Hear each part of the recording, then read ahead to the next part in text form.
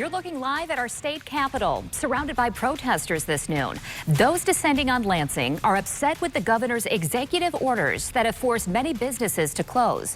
Those executive orders are designed to slow the spread of coronavirus, a disease that so far has killed 1,768 people in Michigan and more than 26,000 people across the country. Thank you for joining us today at noon, and we are certainly in for a wild day in our state. Our team is here to bring it to you live. Our crews are trying to stay safe while also showing you what's happening in our state capitol today. Political reporter Rick Albin kicks off our team coverage from Lansing right now. Rick? Well, Emily, there are a lot of cars, as you can tell, and they have been here since very early this morning. In fact, when I got here a little before 9, people had already taken parking spaces all the way around the Capitol. Then by 11 o'clock this morning, the place was filled. All these lanes were filled with cars, and they just stopped. They stopped at the corner of Allegan and Capitol and just didn't move.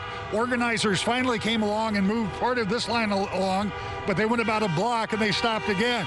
So effectively, nobody has moved out of those lanes of traffic or on Allegan Street in the last hour or so. I looked all the way down Capitol and all the way down Michigan. As far as you can see, there are cars, but they're not going to get anywhere until some of these folks start moving. I've seen no police presence to move them along. As I say, some of the organizers did move that first group down, but they went down about a block and then they stopped.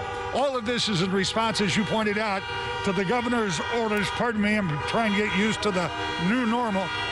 All of this in response to the governor's orders for people to stay at home. And there are all kinds of signs on cars that talk about liberty and being locked down and quarantined and I need to work. Earlier today, the governor was on the Today Show and she talked about those orders. Michigan has the third most COVID-19 cases in the nation right now, and we are not the third largest state in the nation. That tells you we've got a unique crisis on our hands and that it demands a unique solution. So we just had snow. I've got snow on the ground here in Michigan right now in Lansing. We're expecting, up to 30 inches in the Upper Peninsula. The fact that we're cracking down on people traveling between homes or planting or landscaping or golfing, really for a couple more weeks isn't going to meaningfully impact people's ability to do it because the snow will do that in and of itself. But the more people that are traveling, the more people that touch that gas pump, we know that COVID-19 can last for 72 hours on stainless steel. So think about the people that have to touch that gas pump, the nurses and the police and the paramedics and the pharmacists and the food clerks that are the true superheroes now. If we're all traveling and touching the same, that means we're spreading COVID-19 and might actually take people off the front line who we desperately need to. So unless it's a life-sustaining activity, we're asking people to stay home, to do their part, and for a couple more weeks to really buckle down. We're seeing our curve start to flatten, but we all have to continue doing our part.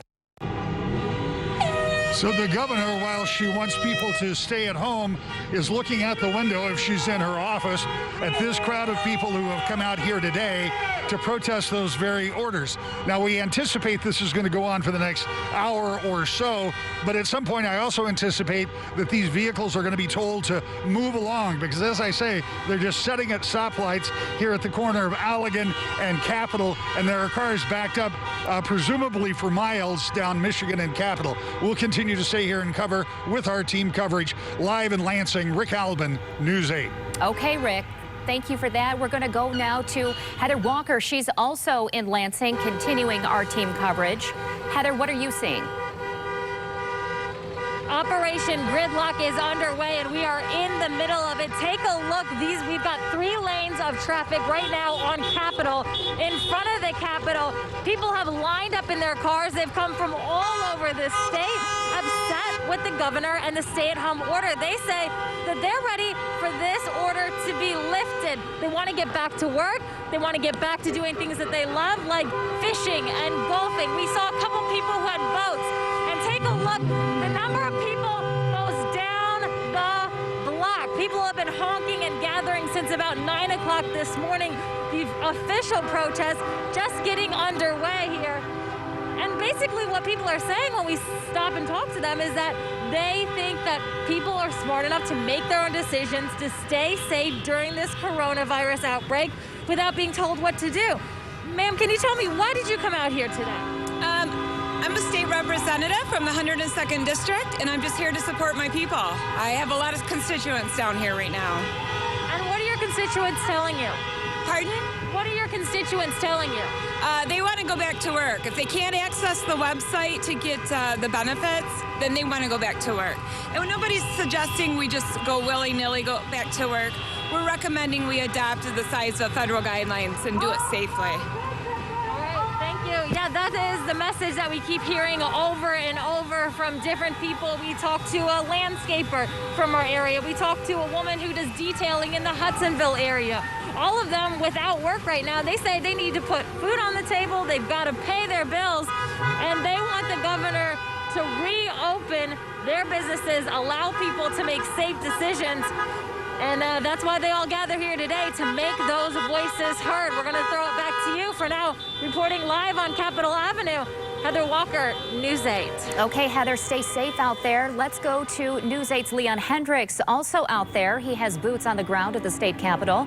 Leon, what are you seeing? Another incredible sight in this surreal ordeal as we battle this coronavirus pandemic.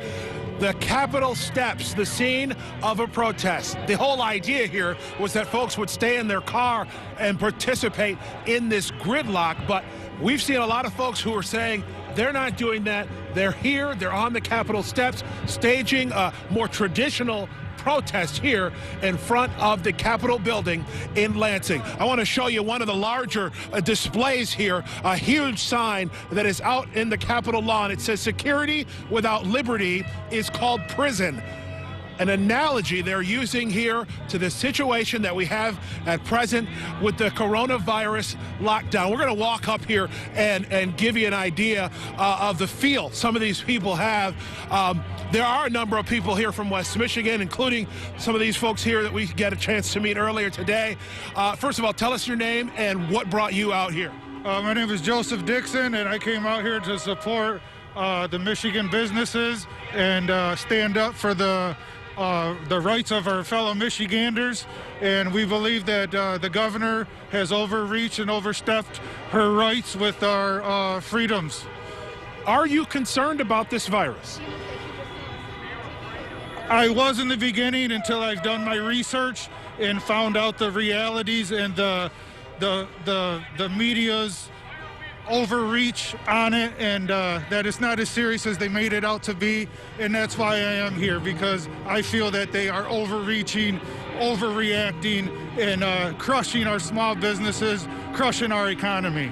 I see you're wearing a mask, so you appear to have some level of concern. Yes, well, I have concern. I have just common courtesy for people. I might be here today, I might be a Republican, but I have common sense, and I do have concern and respect for everybody. What would you say to the governor if she's listening right now?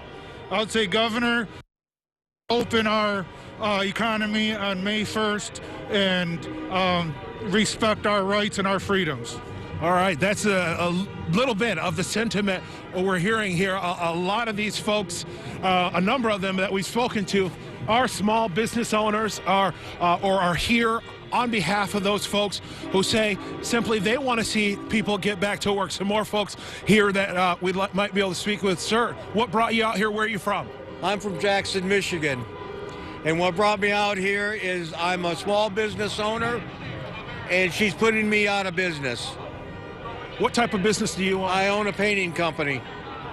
What would be your message if the governor is listening? To listen to the people. We have common sense. We're not children. We know what's right and what's wrong and how to take care of ourselves. I've had a quadruple bypass. I've had a heart attack, a stroke, and I'm still not afraid to go out in public. It's how you take care of yourself. We're not, like I said, we're not her children. Do you have any concern at all about this virus? You said you've got some underlying conditions.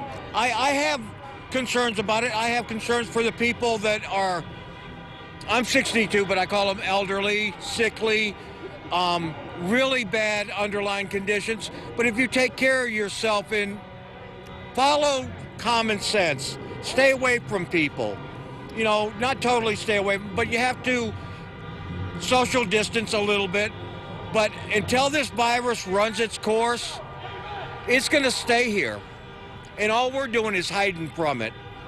Do you have any concern? We've seen a lot of people out here that are obviously, like you, not in your cars. Do you have any concern that this gathering might cause this virus to spread further? Hell yeah. It will a little, but I don't think it's to the extent that they're trying to make it out to be. Again, it's a virus. It's got to spread. And until people start getting an immune system to it, it's going to continue to do this. All right. And we will never get away from it until we get an immunity to it. Okay. All right. Thank you, sir. Appreciate it. All the way from Jackson, one of the small business owners who is here and represented in a crowd of hundreds of people who are gathered here on the Capitol steps. A number of them have signs. One here in the foreground says, "Recall Whitmer now." We see a number of American flags. A lot of those red "Make America Great Again" hats. Folks certainly having a political feeling that goes associated with this situation. But it's quite the sight here on the Capitol steps. It's cold, it has been snowy, but it's not tempered down the spirit and the feeling that these folks have about letting their voices be heard in opposition to the governor's executive orders connected to the coronavirus. Emily? Right, Leon Hendricks in Lansing. We will be checking back in with Leon and Heather and Rick again. And our team coverage continues right now. Tom Hillett is working to give us some perspective on just how many drivers are descending on Lansing right now. Tom? Hey, good afternoon, Emily. We're going to take a look at the map of Lansing, which really can give us some data that we can see how far this traffic is backing up. So you can see this is the main thoroughfare into downtown Lansing, 496, and that right now completely jammed up with cars. Unfortunately, we do not have available any MDOT cameras in this area, so we can't show you what it actually looks like right there. But you can also see these red and yellow lines of gridlock completely surrounding almost a mile in any direction that Capitol area. And unfortunately, again, we don't get any data coming in from the smaller streets in and around the Capitol where we've seen Rick, Leon, and Heather. But you can see that the gridlock is spreading far out and wide and continuing to slowly start to back up the highway heading into downtown Lansing. Of course, we'll continue to track this and we'll update you again at 12:30. Emily?